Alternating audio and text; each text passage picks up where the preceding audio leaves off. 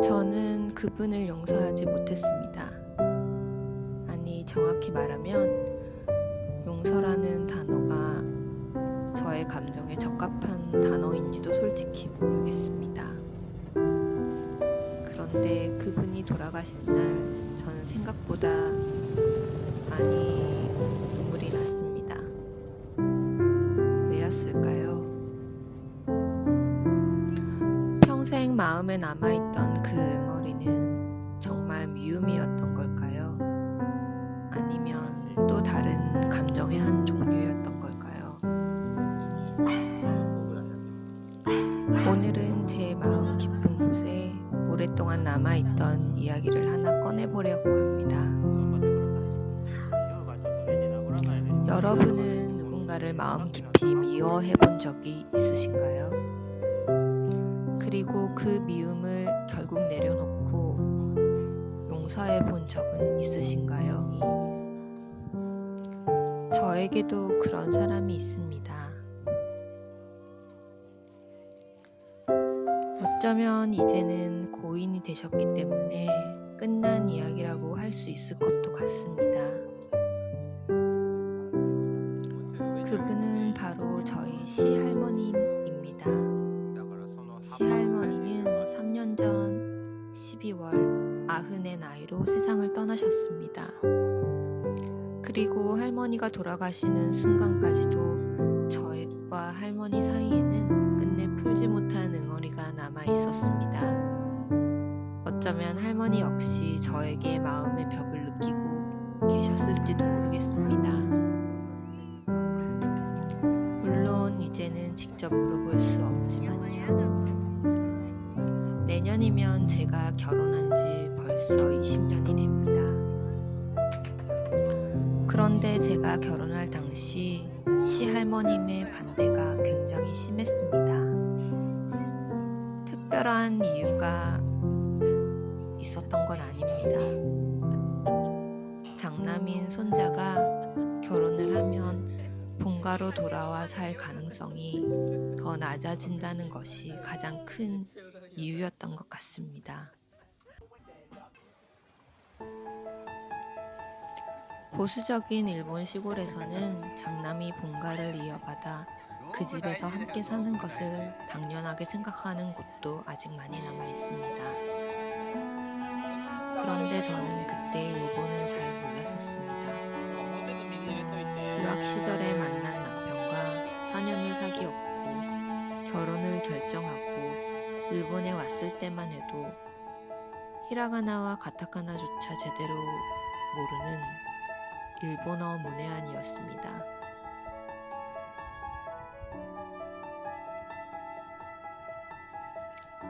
제가 알고 있던 일본은 애니메이션이 발달한 나라, 도쿄처럼 자유롭고 개방적인 나라라는 아주 막연한 이미지뿐이었습니다. 그런데 결혼을 앞두고 제가 처음 마주한 일본의 가족 문화는 제가 생각했던 것과는 너무나 달랐습니다. 특히 시할머니는 그 집안의 가장 영향력이 큰 분이셨습니다. 시아버지도 할머니의 말씀을 거역하기 어려워하셨고 시어머니는 더더욱 그러셨습니다. 제가 처음 시댁 갔던 날도 그랬습니다.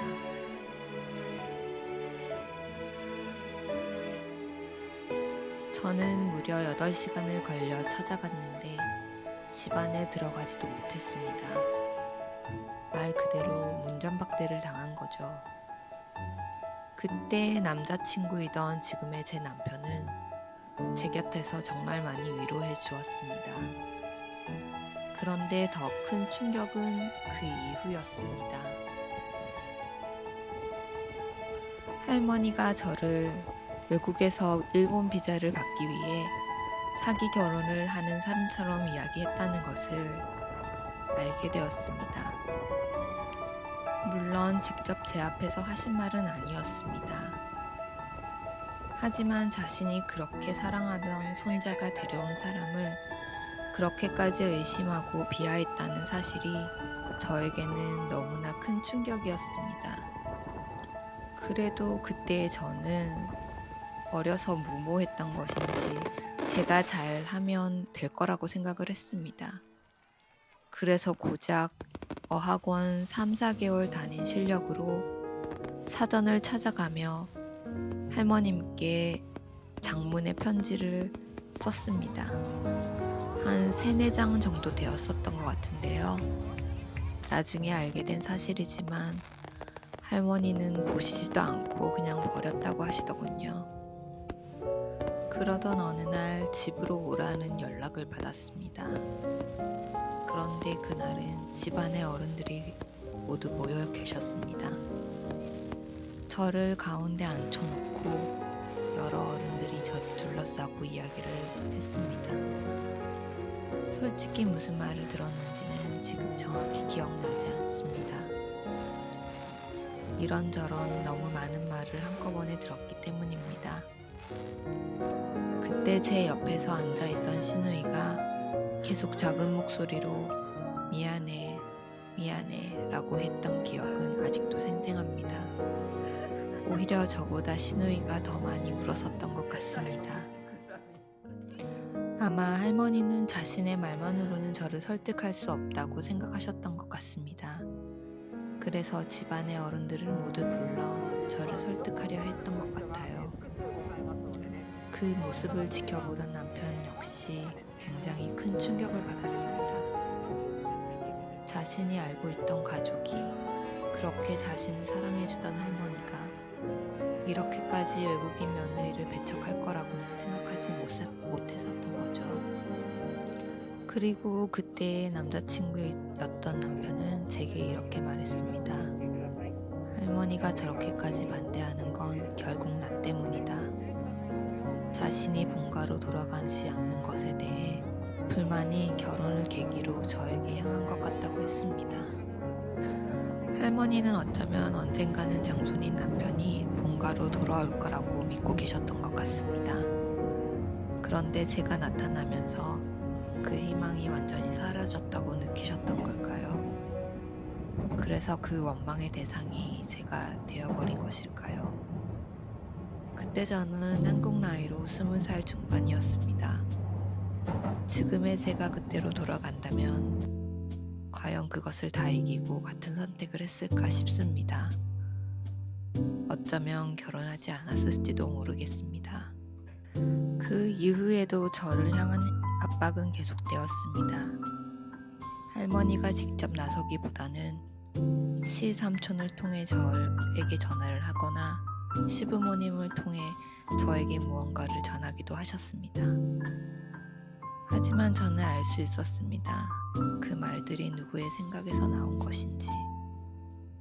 그때 저는 내가 잘하면 언젠가는 마음을 열어주시겠지라고 생각했습니다. 그래서 정말 노력했습니다.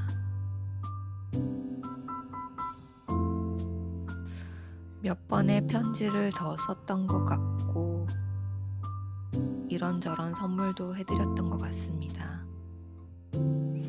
하지만 매번 할머님은 이런저런 이유로 보시지 않으셨고 그때 저는 처음으로 느꼈습니다. 아, 이분은 나에게 마음을 열 생각이 없구나. 그 순간부터 저도 조금씩 마음을 닫기 시작했던 것 같습니다. 그 이후에도 이런저런 일들이 계속되었습니다.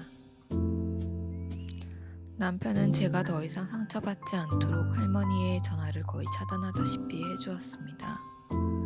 그런데 한참 뒤에 알게 된 사실도 있습니다.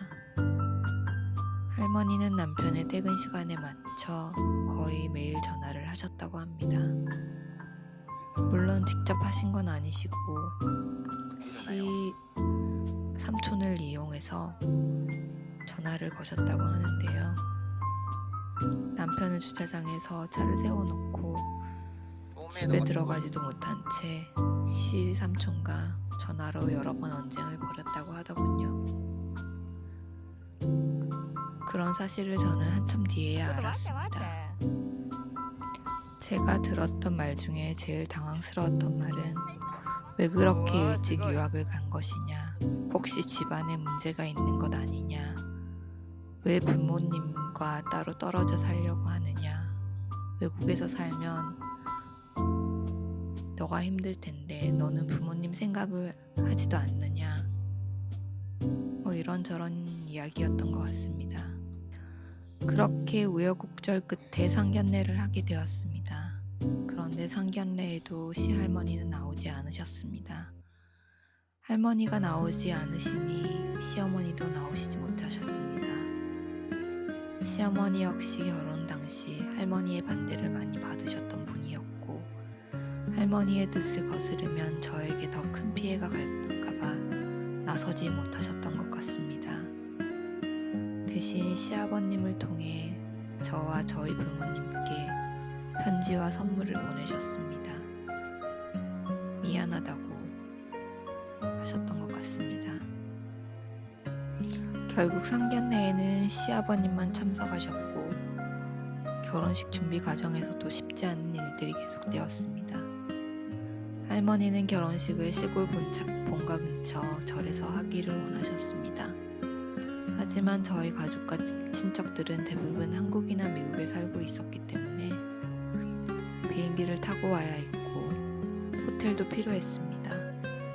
그래서 저희는 앞으로 살게 될 나고야에서 양가 가족들이 모이기 좋은 호텔을 선택했습니다.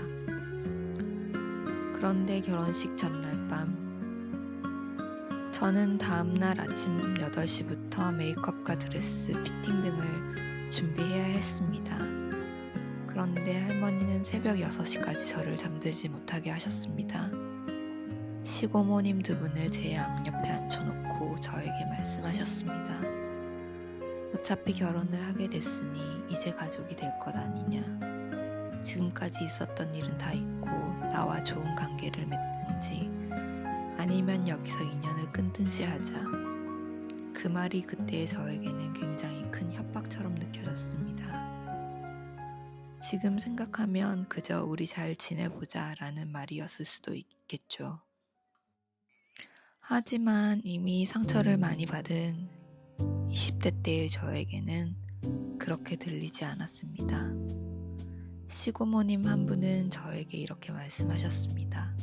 나이 드신 분이 그러시는 거니까 네가 조금 참고 들어주면 안 되겠느냐. 그날 저는 아침 8시부터 결혼식 준비를 해야 했습니다.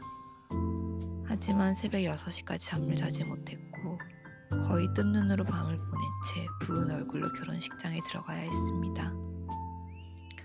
지금 생각해도 모든 국제 결혼이 이렇게 힘든 것은 아닐 텐데 저에게는 정말 다시는 겪고 싶지 않은 경험이었습니다. 그런데 결혼을 하고 나서 할머니의 모습은 많이 달라졌습니다. 말투도 행동도 마치 다른 사람처럼 부드러워지셨습니다. 하지만 저는 이상하게도 그 모습을 쉽게 믿을 수가 없었습니다. 마음 한구석에서는 늘 생각했습니다. 저 사람은 결국 나를 이렇게 생각하고 있겠지. 지금은 이렇게 행동하지만 정말 무슨 일이 생기면 나를 가족이라고 생각을 할까? 결혼하기 전에 들었던 말들이 오랫동안 제 머릿속에 남아 있었습니다. 첫 아이를 낳았을 때도 그 마음은 쉽게 사라지지 않았습니다. 한국에서 아이를 낳고 아이가 3달 정도 되었을 때 아이를 데리고 일본으로 왔습니다. 그때부터 또 다른 갈등이 시작되었습니다. 저는 그걸 지금도 공격이라고 표현하고 싶습니다. 전화 공격이었습니다. 아이를 겨우 재워놓고 나면 전화가 오고 낮잠을 자야 할 시간에 전화가 오고 특히 집 전화기로 전화가 많이 왔습니다. 제가 핸드폰으로는 받지 않을 수도 있다고 생각하셨던 걸까요? 집 전화로 전화가 오니 아이는 자꾸 깨고 저는 다시 아이를 재우고 그런 것들이 계속 반복되었습니다. 첫 아이를 키우던 저는 정말 아무것도 모르는 초보 엄마였습니다. 아이를 데리고 잠깐 밖에 나가는 것조차 굉장히 조심스러웠습니다. 그런데 아이를 보여주지 않는다고 시아버님을 통해 계속 연락이 왔습니다. 결국 어느 날에는 7, 8시간 걸리는 길을 달려 시어머니와 시누이가 그 먼 길을 직접 차를 몰고 저희 집까지 찾아왔습니다. 아이를 데리고 본가에 오라는 것이었습니다. 물론 저는 그것 역시 시어머니나 시누이의 생각이라기보다는 할머니의 뜻이었을 것이라고 생각합니다. 남편도 그렇게 생각했고요. 결국 저는 5개월 된 아이를 데리고 8시간에 걸쳐 본가에 갔습니다. 가는 길은 정말 힘들었습니다. 그때 저는 그저 조용히 쉬고 싶었습니다. 그런데 본가에는 역시나 친척들이 모두 모여 있었습니다. 물론 그 마음은 이해합니다. 첫 증손주가 태어났으니 가족들에게 보여주고 싶으셨겠지요. 그 마음까지 나쁘다고 생각하지는 않습니다. 다만 조금 더 기다려 주셨으면 어땠을까? 그런 아쉬움은 지금까지도 제 마음에 남아 있습니다. 그 이외에도 이런저런 수많은 일을 겪으면서 제 마음속에는 쉽게 좁혀지지 않는 거리가 생겼습니다. 언젠가는 괜찮아지겠지. 나도 언젠가는 할머니를 굳이 용서한다고까지 하지 않아도 이해할 수 있는 날이 오겠지. 그렇게 생각했습니다. 그런데 그게 잘 되지 않았습니다. 저도 그렇게 큰 그릇을 가진 사람은 아니니까요. 누군가에게 받은 상처는 시간이 지난다고 해서 저절로 사라지는 것이 아니었습니다. 그리고 누군가에게 한번 상처를 주면 그걸 되돌리는 것도 생각보다 훨씬 어려운 일이라는 걸 할머니를 뵐 때마다 생각했던 것 같습니다. 물론 시간이 흐르면서 저도 할머니를 아주 자연스럽게 대하게 됐습니다. 몇 년 동안 해외 주재원 생활을 하면서 1년에 한 번, 2번 만나던 것도 서로 만나지 못했던 시간도 있었습니다. 그렇게 시간이 흐르면서 겉으로 보기에는 아무 문제 없는 사이가 되었습니다. 하지만 아주 가까운 가족이 되었다는 느낌은 할머니와 전혀 없었습니다. 서로의 깊은 곳까지는 들어가지 않고 서로의 선을 넘지 않으며 해야 할 예의는 지키는 사이. 저와 시할머니는 아마 그런 관계였던 것 같습니다. 그렇게 주재원 생활을 마치고 몇 년 만에 다시 할머니를 뵙게 되었습니다. 그런데 그렇게 건강해 보이셨던 분이 골절상을 입은 뒤 눈에 띄게 쇠약해져 계셨습니다. 저는 늘 시어머니보다 시할머니가 더 오래 사실 거라고 생각했습니다. 그만큼 건강하셨던 분이셨거든요. 그런데 세월은 아무도 피해갈 수 없는 것 같았습니다. 그 모습을 보는데 이상하게 마음이 아팠습니다. 찡하고 저도 모르게 마음 한구석이 아파오는 느낌이었습니다. 어쩌면 그때부터였을까요? 저도 모르게 조금씩 마음의 문이 열리고 있었던 걸까요? 그리고 3년 전 12월 할머니가 돌아가셨습니다. 그런데 저는 마지막에 배웠을 때 시할머니의 손을 한 번도 잡아들이지 못한 것이 마음에 남았습니다. 아이들은 증조할머니를 한 번씩 안아드리고 손도 잡아드렸습니다. 저도 사실 그러고 싶었던 것 같습니다. 시할머니도 저를 바라보고 계셨고 저도 손을 잡아드릴까 라고 생각했었습니다. 그런데 막상 손을 내밀지는 못했습니다. 말로 설명하기 힘든 그런 어색함이 있었습니다. 아마 제 성격 때문이기도 했겠죠. 그리고 할머니가 돌아가셨을 때 저는 솔직히 눈물이 나지 않을 거라고 생각했습니다. 그런데 눈물이 많이 났습니다. 특히 장례를 모두 치르고 난 뒤 시어머니가 저에게 따로 전화를 하셨습니다. 이런저런 이야기를 나누다가 저도 모르게 이런 말을 했습니다. 할머니와 마지막까지 있었던 그 응어리를 다 풀지 못한 것 같아서 너무 죄송해요. 때마다 시어머니도 저에게 미안하다고 하셨습니다. 중간에서 자신이 중간 역할을 잘하지 못한 것 같다고. 그 말을 듣는데 저도 참 이런저런 마음이 들었습니다. 그리고 다시 생각했습니다. 나는 할머니를 용서했던 걸까? 아니면 사람이 죽고 나서야 그 사람을 한 명의 인간으로 이해하며 바라보게 된 걸까? 한때 그토록 미워하고 원망했던 사람도 막상 죽음을 앞두고 돌아보니 그저 한 명의 늙은 사람이었고 자신의 방식대로 가족을 지키려고 했던 한 시대의 사람이었을지도 모른다는 생각.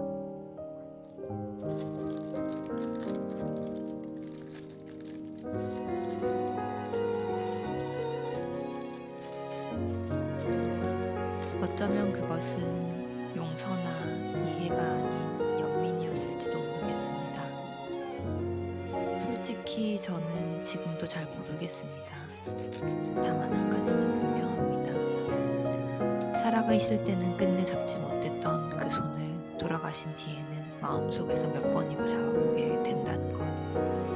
그리고 어쩌면 그게 제가 할머니에게 할 수 있었던 마지막 인사였는지도 모르겠습니다. 나는 정말 할머니를 이해하게 된 걸까요? 아니면 죽음이라는 것을 통해 비로소 그분을 한 사람의 인간으로 바라볼 수 있게 된 걸까요? 아직은 저도 그 답을 모르겠습니다.